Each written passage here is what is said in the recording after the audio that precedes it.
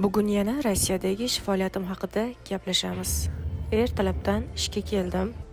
Bugungi birinchi mijozim yuzlari ancha tushgan va ajinlari ko'payib ketayotganidan shikoyat qildilar va men ularga full face botox muolajasini tavsiya etdim. Eng yaxshi preparat bilan ishlayman qizlar. Yuzlarini 10 kunda zo'r ko'tarib, tekis xuddiki filtr qilinganidek qilib qo'yadi va bu muolajani amalga oshirdik. Mani 40 yoshdan oshgan patsientkalarimga juda ham yoqadi. Ko'zlarining atrofi qorayib, osilib, ajinlar ko'payib, qurib ketgani uchun men ularga ko'z atroflariga meza botox muolajasini qilib berdim. Ikkinchi mijozim esa ko'z atrofidagi ajinlar va osilishlardan shikoyat qildilar va men ularga meza botox muolajasini tavsiya qildim. Sababi meza botox eng zo'r muolaja, osilishlarni, ajinlarni sirazu bartaraf etadi. O'zimizga ko'z atroflariga meza botox qildi. Ko'z tegi, yonidagi va ustidagi ajin osilishlarini ketkazib beradi.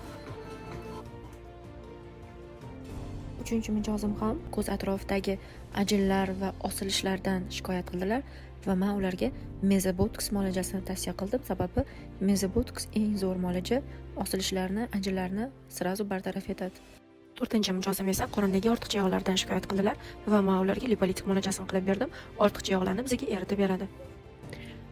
Beshinchi mijozim esa kollagen terapiya boshlaganlar va men ularga har safar живой kollagen qilib beryapman qizlar. Bu ispanskiy живой морской kollagen. Sizlarga ham tavsiya beraman. Kojani juda ham plotniy qiladi, yuzni ko'tarib beradi. Keyingi mijozim esa plazma kokteyl muolajamga yozilgandilar va men ularga plazma kokteyl muolajasini qilib berdim. Sizlarga ham tavsiya beraman. Yettinchi mijozim esa kollagen muolajamga yozilganlar.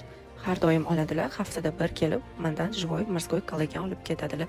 Juda ham rezultati zo'r bo'lgani uchun kurs lecheniya boshlaganlar. 8-mijozim esa lablarini konturni plastika qilib berishimni istadilar va men ularga chiroyli qilib lab qilib berdim. Eng oxirgi mijozimni ham lablarini chiroyli qilib to'ldirib berdim. Bugungi ishim tugadi. Bir kunda 10 ta mijozni qabul qilib, anchagina charchab uyga ketdim qizlar.